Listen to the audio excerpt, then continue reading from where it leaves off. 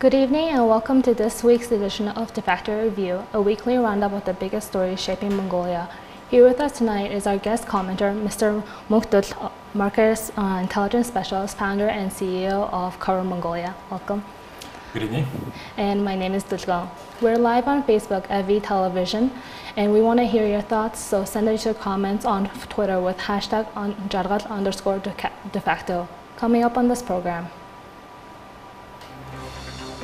On Thursday, the Mongolian government submitted plans to Parliament to list a chunk of the state-owned company that holds the Tavan Tolgoi coal mines.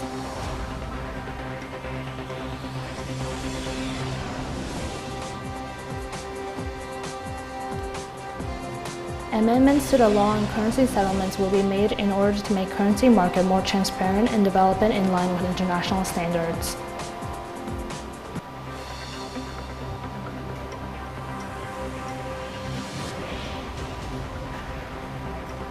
The government is planning on buying unsold housing units.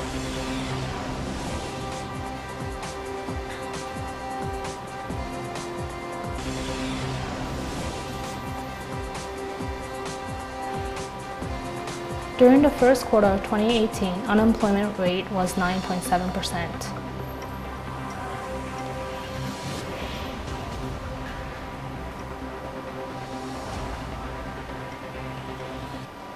So moving on to our first topic of the night is the Tavan Tolgoi. The Minister of Mining and Heavy Industries, Sumia Bazar, recently presented a bill to Parliament proposing a sale of up to 30% of the project of Tavan Tolgoi on the domestic and international stock exchange, stock markets. What are your thoughts on their proposed plans as well as these bills? Well, this is not the first attempt. We're trying to list IPO the state-owned company. The first, the Parliament resolution that was a draft resolution that was introduced basically changes some things, articles in a previous Parliament resolution which was passed in 2010. This was the first sort of a state attempt to privatize Erdnes Tavan Tolgoi, the company that holds majority of the Tavan Tolgoi deposit. We previously tried to, as I said, previously tried to attempt to list it on domestic and international exchanges, but so far this hasn't happened in at least the last 8 years. The basic idea of the resolution is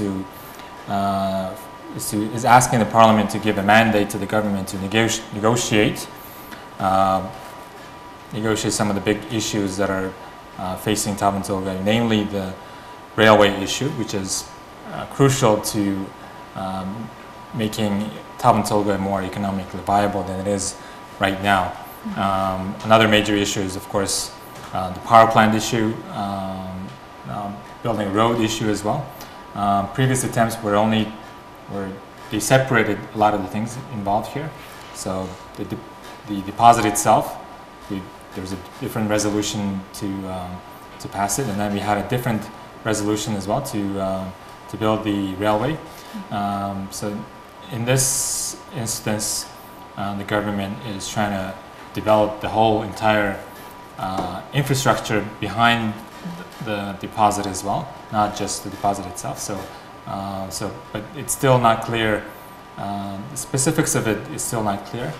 But the government is trying to get mandate to negotiate the specifics of it.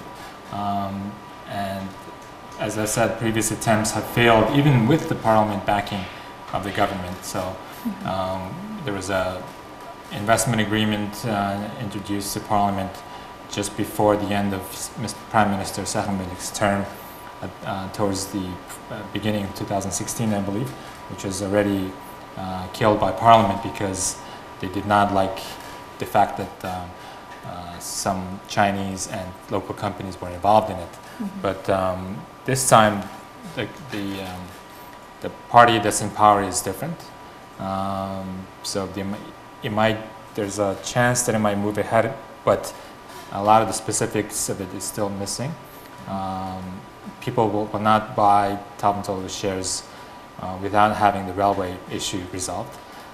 So it's still not clear who will be funding it, who will be financing it, because obviously just the IPO money, proceeds from the IPO will not be enough to build that railway. I think the railway itself is itself, I think, $1 billion project. So, and another issue is that is very concerning to investors is the Parliament is trying to dictate what the price of the IPO should be, price of the shares of Tavan Tolgoi should be, which critics already are criticizing it because, you know, Parliament politicians don't dictate what what market prices are. So even the chief of staff of the president's office tweeted a couple of days ago that they're trying to heavily discount the shares because just because the Tavan Tolgoi deposit itself is more than 7 billion tons of coal, and he multiplied it by $70, so the average price of raw coal, and saying that 30% of Tavan Tolgoi is worth actually 140 billion, but they're now trying to sell it at 2 billion, at 70%, 70 times less than the price. So these are, of course, not helpful. The market should be dictating what the price is, and the biggest factor in having a good price when we IPO it would be the railway issue. If you resolve the railway issue, I think, and also building a coal washing plant is crucial as well. So a lot of things needs to be resolved before we can talk about even IPO. And you just mentioned that Parliament and the government has always been discussing about this railway as well as this coal plant, and nuclear plant, etc. And it has been discussed for a long time, but it has never been implemented fully. So to what extent do you think we should be focusing on these projects? Well, I think it's getting TT moving is crucial to the short-term, mid-term, long-term future of our economy. Major projects need to move ahead if you want to have a stable economy in the future, despite the commodity cycle. We're facing right now on the top of the cycle probably, but it's inevitable that coal prices will come down, copper prices will come down. So these major projects need to move when the time is right, not when the time is when times are bad. So it's important that we move it, get Tavan Tolgoi moving ahead, but timing is also an issue. We're only 2 years away from an election, and politics surrounding elections start a year ahead. So we probably only have a window of 1 year to get this project moving. So time is of the essence for the Mongolian government. And another kind of bill that was proposed to the Parliament this week was the amendments to the law on currency settlements. And it said that over 50% of total provisions of the current law on currency settlements, including currency cash management, flow management, clarifying currency market management, will be to reduce the exchange rate risk of participants, and etc. And these amendments are expected to provide the government with more control to improve the financial accountability of these participants. So, and as this amendment will also impact majorly exporters directly. Right. So, what effect do you think this will have on major companies if approved? Well, I think the goal of the bill is good, honorable, which is to have all of our export revenue go through our local economy first before it exits out of Mongolia. But in reality, big major international companies such as Rio Tinto, which is what the bill specifically targets, they still don't trust the stability of our financial system. If they keep all of the export revenues in a local bank, or what the bill is trying to do is keep that money in an account at the central bank now. That would create problems where it would probably be in breach of the OT investment agreement. And I'm expecting next week Rio Tinto to come up with some kind of a public or a closed statement saying that if this bill gets passed, they will have to move to the next level of our dispute, which will go to international arbitration. So, but this is not the first attempt we're trying to force OT to bring all that money into a local system. If I remember correctly, in 2016, there was a bill introduced to Parliament specifically to force OT to bring all of their export revenue and keep it in a local banking system. But now what they're trying to do is take it up another level, where the central bank is going to be acting as a commercial bank for big companies. You know, so it's effectively in competition with the local banks. So, can a central bank do this? Is this what central banks are supposed to do? You know, they're not. They're supposed to be, you know, the regulator of inflation, regulator of currency, and act as a bank for commercial banks, not directly to businesses. So, this bill is probably going to create some heated discussion in Parliament, where some of the populists would say this is right. We have we have to keep major investors in check, keep their money in Mongolia. Why are they keeping all the money outside of Mongolia? So this is going to create a lot of heated discussion in Parliament, I think. But I'm sure Rio Tinto will come out and say that if this bill gets passed, this will put another risk of OT project coming to a halt again, which will ultimately, of course, kill the economy again and create a lot of problems for Mongolian economy, of course. So, in a way, this is also creates a danger of the central bank becoming a little political machine as well, meaning that what kind of companies. So they're broadening. This is not going to just affect OT. This is going to affect all of the major exporting companies. So Erdenet, Tavan Tolgoi, you name it. Every company that exports commodities out of Mongolia will be affected by it. They say in the bill, it says that they're going to put a threshold.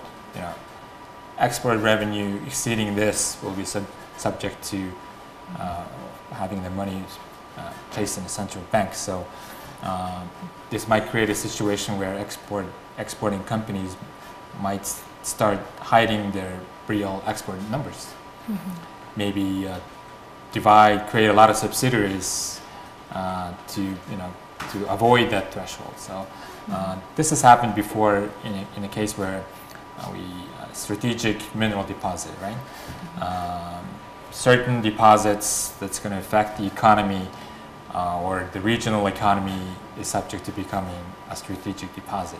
So when this mining minerals law, which was passed in 2006, happened, a lot of mining companies started to hide their real resource estimates in order to avoid becoming a strategic deposit. So it might create another situation where companies start hiding their numbers. And another expected result of this amendment is the stability of the domestic currency, as well as the management of the foreign exchange reserves. So how do you think this law will affect the current currency reserves that we have in place right now? Sure. Well, theoretically, if more money is kept inside Mongolia, of course that's going to increase our foreign exchange reserves. But most of the, I would say even all of the money that's OT is making is being spent on development of it. So a lot of it will come into Mongolia 1 second, and then the next second will go out of Mongolia again. So is this really going to help, increase our foreign exchange reserves? I would doubt that at the moment, when OT is still in development stage. So you would, I think, falsely sort of balloon increase the foreign currency reserve numbers, but I think in reality, not a lot of money will be kept in Mongolia where effectively can be used to control the foreign exchange. And moving on to our third topic of the night, according to a working group at the Ministry of Construction and Urban Development, there are approximately 72,000 houses being built currently, of which 59,000 is in the city and 12,000 is in rural areas. And out of the 72,000, approximately 6,390 have not been sold whatsoever. And there's been talks that like some of these will, unsold houses will be bought using the state budget. So what are your thoughts on this? Well, this is, it's not the first time that government is trying to subsidize their public servants with free or cheap housing. In the last 6-7 years, when the economy was booming, all of the ministries, all of the government state agencies, all of the state-owned companies financed a lot of housing, subsidized housing for their employees. But I would say this is not the right way to help convince public servants to keep working in the government or attract talent to government. And this is sort of a legacy from our socialist days where the employer, which was the state, even if it was a business or not, the employer was responsible for all of the social needs of their employees, right? Housing, schools, health, and everything. So this is not the right way for, I think, the government to be spending their money to attract their talent. I think one reason why they're trying to do this is because there's a need to, of course, increase the salaries of public servants. Low salaries is blamed for a lot of the corruption in the low and mid-level government officials, but we're constrained by the IMF program, the extended fund facility, where we cannot increase public salaries, I think, for another year or two. So trying to circumvent that by giving free housing to public servants. And there's a question of whether will there be a clause in the contract saying you will have to work for the government for 5 years if you want to, get that free housing or not. Also, there are a lot of cases where the previous attempts at subsidized housing where you get your cheap apartment because you're a public servant, and then the next month you can quit and you get a free or even cheap apartment. So it was not an actual incentive for public servants to stay in public service. So and I think the best way the classic way I think to do it is yes, the government can own apartments, buy apartments, but it would not be ideal for them to give it out for free. I think what they should do is give free or cheap or even free rent to the public servants while they're working in government. So a lot of new families who are working in government, they're still probably living with their parents. They want to buy an apartment, but they don't have the financial savings yet. So while they're working for the government, at least they can solve their housing issues by living in cheap apartments. A lot of countries do this, I think. In Singapore, obviously, government officials are they live in a little more subsidized housing. The low income citizens they have access to low rents, and in the future, I think the government should do this, but it's probably not the right time to be spending money to give free housing right now. We still have a lot of issues with our economy. I think it's still not stable yet. We need to be thinking about saving for time when we have to pay back our bonds, which is coming up in 2022, if I'm not mistaken. So government should be saving what their budget surplus right now, not spending it all away. And obviously, this is also a political decision where elections are not too far away. There's an by-election coming up in this year in one of the provinces. So this is more of a political move than a social welfare program. And you just said that the government should be saving their state budget instead of like spending it on this. So what should the government's role be in the housing market? Because in a developed country, markets generally just determine the housing prices. So if there's unsold houses, the price lowers, etc. But that doesn't seem to be happening in Mongolia. Right. Well, the first thing the government should do is to create a more stable economic environment where construction companies can plan these kind of things ahead, try to forecast the economic future where and these are excess housing units are there because they started construction at an economic boom time, and construction obviously takes a while for the financing, the permitting, and the construction phase, which takes at least 2 years. So these are all because of the economic instability, where one time for a couple of years we have a good year, and then for another even more 4 or 5 years we have a bad economy. So this is what's creating this excess amount of housing units. And I agree with you that these business sectors, some business sectors should be left alone and for the market to dictate the prices. And actually, the housing prices are increasing again from this year, after falling for 3 consecutive years. So I would say the construction sector is actually picking up, and because of the economy, because the economy is picking up. So if they're left alone, I think these houses will be sold again, and there's more funding coming into the Mongolian Mortgage Corporation, where there will be a funding available for more subsidized mortgages. So I think it was going to happen. It was going to inevitably get sold anyway, I think. So I think what the government is trying to do is totally a very political and populist move, I would say. And another kind of issue or a little bit problem that the Mongolian economy has been encountering lately, and that is our fourth topic of the night, is the unemployment rates. So rates of unemployment have been above 9% since the economic growth from 2011 to 2013. But however, over the past 3 to 4 years, due to economic difficulties and the recession we had recently, unemployment levels have reached even the level of 10%. So last year, unemployment was actually 8.8%. So what has caused the increase from 8.8% to 9.7% right now?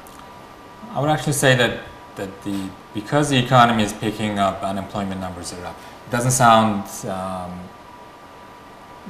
correct, but you have to understand how these unemployment numbers are calculated. So unemployment level is calculated by people who are actively looking for jobs, who are unemployed, but are actively looking for jobs. So that's what statistics calculates as the unemployed. So if you are unemployed but not looking for work, you're not going to be counted as an unemployed person in the statistics. So how do you get registered as someone who's actively looking for statistics? You go to Mongolian Labor Exchange and register yourself as unemployed, but for looking for active jobs. That's how you get calculated. So that's why I'm saying, because the economy is picking up, more people are probably looking for work, have the incentive to, or the hope that they will find a job. So now they're actively looking for work, and that's why probably I think in the first quarter we saw the unemployment rate go up. But I think everyone realizes that the actual unemployed numbers are even more than 10%. Close to, I think, even 30% of the Mongolian the labor workforce is probably unemployed or underemployed, meaning they don't have a full-time job. So that's probably why the unemployment numbers are up this first quarter. Another reason that people have been saying lately is that a lot of skilled laborers, like nurses, have been going abroad to find jobs rather than staying in the home country. So do you think this is affecting this unemployment rate also? Well, if they leave the country, they would not be counted as someone that's actively looking for a job in employment. So number of people going abroad for work, especially to South Korea, they're not the reason why. They're not the reason why. Statistically, they're not the reason why the unemployment rate is up. But as you mentioned, there's more people trying to move abroad for work, and of course, this is as a result of the last 5 years of economic stagnation, low-paying jobs, or they're going to have a stable job to support their families. So that's why there's more people trying to find work abroad. The number of workers in South Korea doubled in the last couple of years, and this is obviously a worrying statistic. And another reason why I think there's also a counter statistic where a recruiting agency, Mongolian Talent Network, did a survey among its clients, meaning companies who are employers, that the number of skilled labor that they need has actually increased in the last year, meaning that workers are looking for more, employers are looking for more workers, and there's on the other side there's workers who can't find a job. So there's a mismatch going on in our labor market where the level of skills is not right, and this is obviously due to our education system where we don't tell our kids in high school, in colleges, tell our parents in general that what kind of skills are needed in the future. So the most skill in need was mining engineers, civil engineers, that kind of majors. But on the other side, we have an excess of economists, excess of lawyers, and also an excess of journalists. And so there's a mismatch in the labor market. So thankfully, our labor ministry last year, I believe, created a research institute,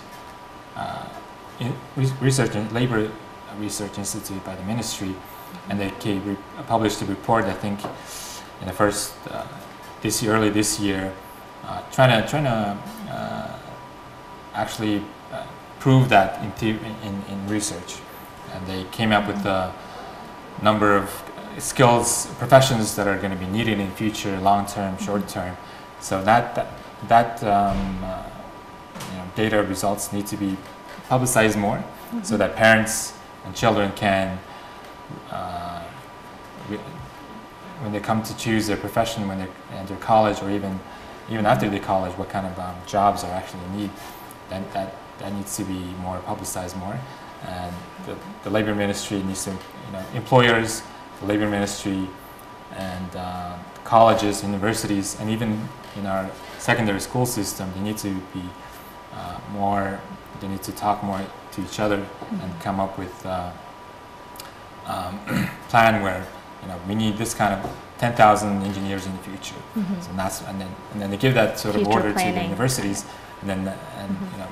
and also publicize it more in publicly, where parents, statistically, parents are the ones who influence their kids' profession more than the children themselves. So this needs to be publicized more, so that we need more mining engineers, civil engineers, that kind of professions in the future. So there's a mismatch of information and a mismatch of the labor market that needs to be resolved very soon. Otherwise, statistically, young people, people aged 18 to 25 are the most unemployed in Mongolia. So that's a very, very worrying statistic. Well, thank you for joining us for this week. Of course. Yeah. Thank you for joining us for this week's DeFacto review. Please join us next week at the same time for a weekly roundup of the biggest stories shaping Mongolia. Good night. Good evening.